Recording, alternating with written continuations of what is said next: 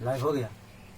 तो जल्दी जल्दी आप सभी स्टूडेंट जुड़िए, फटाफट एक स्टूडेंट कम से कम 6 लोगों को शेयर कीजिए ताकि जो भी स्टूडेंट अभी भी नहीं जुड़ पाए हैं जुड़ सके।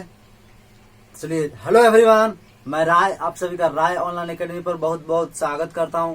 राय ऑनलाइन एकेडमी एक ऐसा चैनल है जहां पर आपको क्लास 10 से 12 के साथ पॉलिटेक्निक, एंट्रेंस, सेमेस्टर एवं कंपटीशन का सारा स्टडी मटेरियल बिल्कुल फ्री में अवेलेबल करवाया जाता है।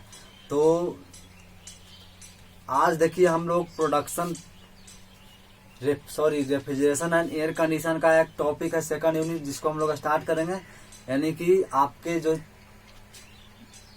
आपके 6 सेमेस्टर में जो पेपर पढ़ना है उसका सारा लगभग सेकंड यूनिट को हम लोग पार करने वाले हैं। यानी कि मैनेजमेंट आपका सेकंड यूनिट को 1 से 2 लेक्चर के बाद समाप्त हो जाएगा। इंडस्ट्रियल फ्लूइड आपका स्टार्ट ही कर दिया गया, यानी सेकंड यूनिट में हम लोग इंटर कर गए हैं। रेफ्रिजरेशन एंड एयर कंडीशन में आज हम लोग इंटर करेंगे। डिजाइन में आपका 1 से 2 लेक्चर के बाद आपका सेकंड यूनिट में स्टार्ट करेंगे। प्रोडक्शन टेक्नोलॉजी आपका सेकंड यूनिट चल रहा है, यानी कि आपका कह लीजिए तो वो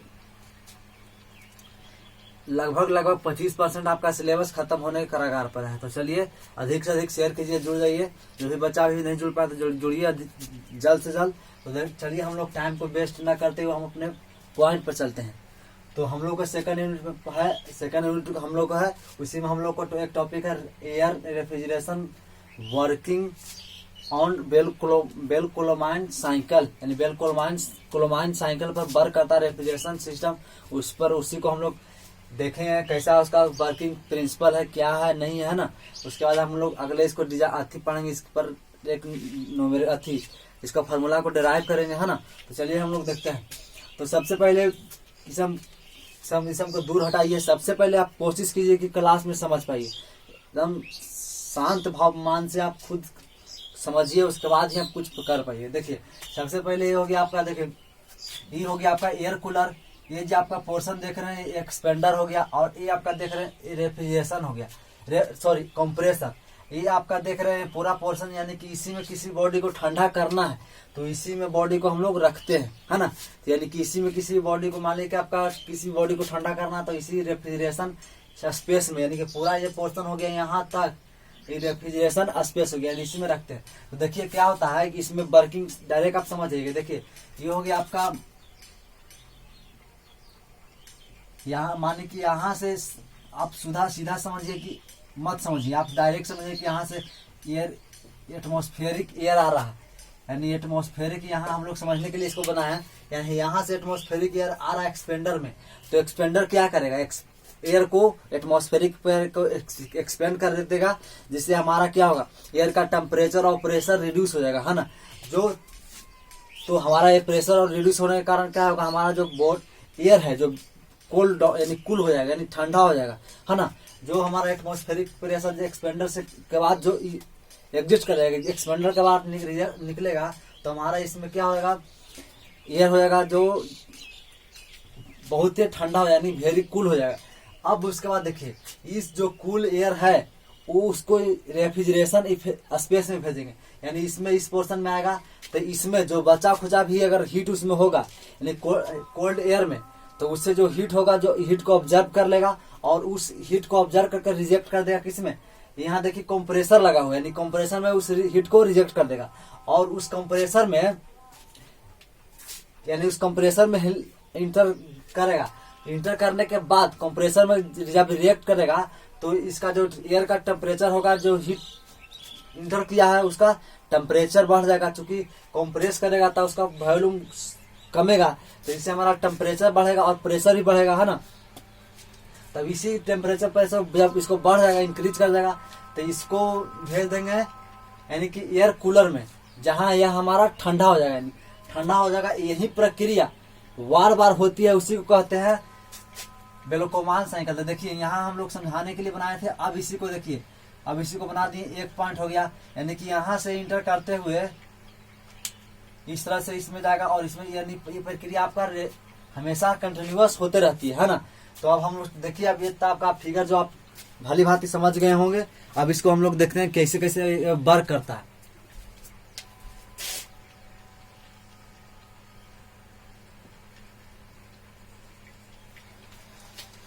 देखिए कहता Bell Coleman cycle is also known as reverse Joule cycle. इसी को दूसरा नाम है रिवर्स जूल साइकिल, जो रिवर्स जूल साइकिल पर वर्क करता है, या रिवर्स ब्रेटॉन साइकिल भी इसका है, या इसी को open dense air refrigeration system भी कहते हैं।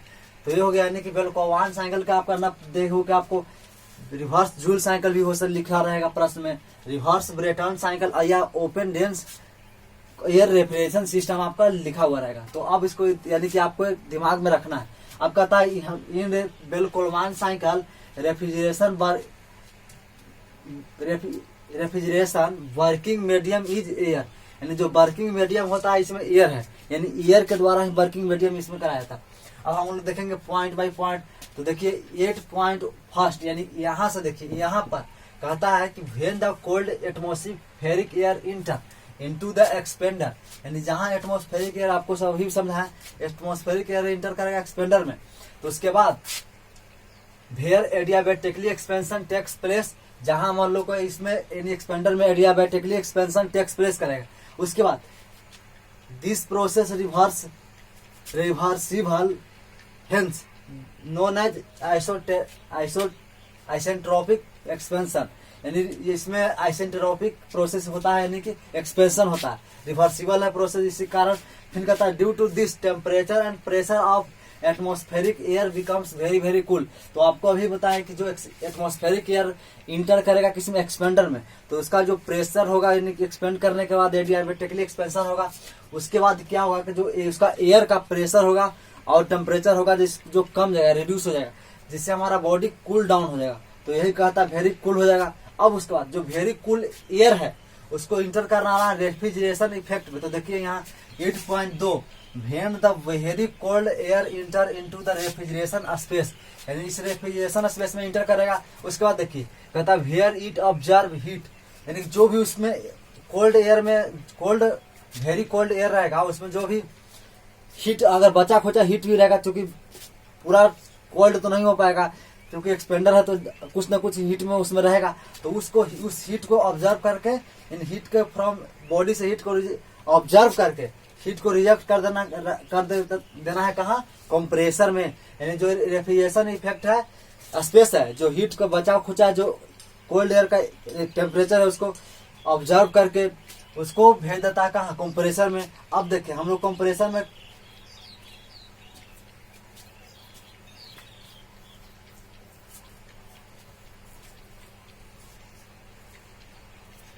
हम लोग देख लिए यानी कंप्रेसर भेजता, देन उसके बाद हमारा body becomes very very cool.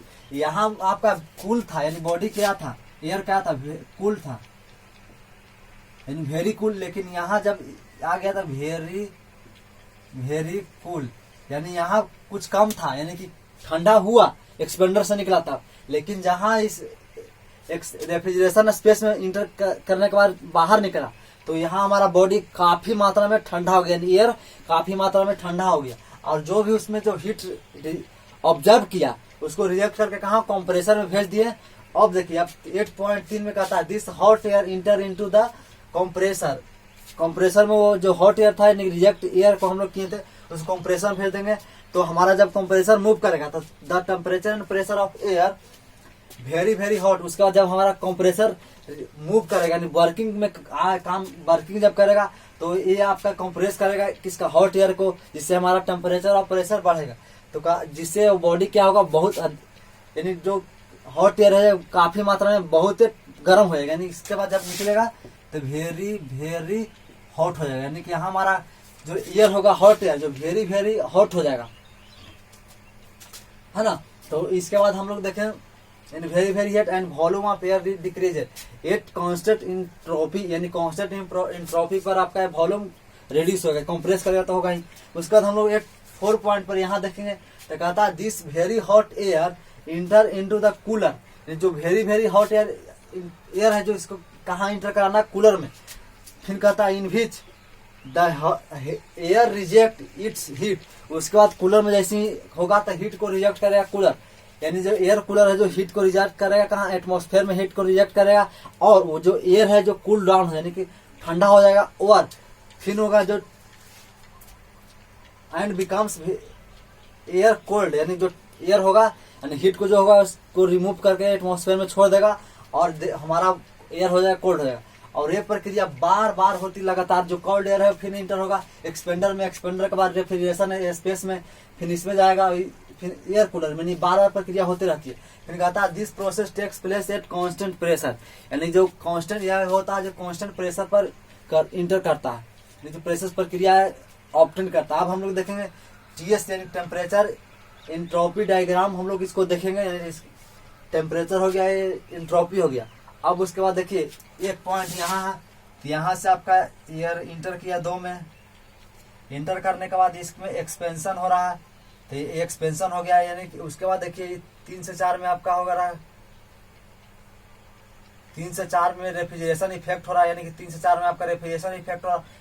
और यहाँ आपका हो रहा है कंप्रेशन, यानी कंप्रेशन, यहाँ एक्सपेंशन हो रहा है, यानी है ना। तो ये हो गया आपका टीएस डायग्राम। जो आपका ये था आपका छोटा सा टॉपिक, ये बेलोकोमाल साइकिल पर जो रेफ्रिजरेशन सिस्टम वर्क करता उसको हम लोग देख लिए। अगले लेक्चर में हम लोग यानी कि हम लोग पढ़ेंगे इसका जो फार्मूला डिराइव करना है, उसको हम फार्मूला का डिराइव करेंगे। और इसी पर यानी कि आपका बेस्ट न्यूमेरिकल आपका एग्जाम में आने का अधिक से अधिक संभावना है। तो इसको अधिक से अच्छा समझ के पढ़िएगा और इसको रिवाइज यानी रिवीजन एंड प्रैक्टिस। आपको किसी भी एग्जाम को आपको जब क्रैक करना है तो रिवीजन और प्रैक्टिस 2 ऐसे हथियार हैं जिससे आप किसी भी एग्जाम को क्रैक कर सकते हैं। रिवीजन खूब कीजिए और प्रैक्टिस कीजिए, यानी रिवीजन और प्रैक्टिस ही किसी एग्जाम को क्रैक करने में आपको मदद करे। आप डायरेक्ट कॉपी में छाप लिए, आप सोचिएगा कि एग्जाम जाके लिख दें, आप कभी ये नहीं लिख पाएंगे, संभव चीजें। तो खैर ये आज की क्लास में हम लोग यहीं तक रहने देते हैं। और नेक्स्ट लेक्चर में यानी नेक्स्ट क्लास में हम लोग इसका जो फार्मूला होता है उसको हम लोग डिराइव करेंगे, है ना, कैसे उसका फार्मूला आता है। तो अधिक से अधिक आप शेयर कीजिए। और जो अभी नया स्टूडेंट है जो चैनल को नहीं सब्सक्राइब किए सब्सक्राइब कीजिए। चलिए, जय हिंद।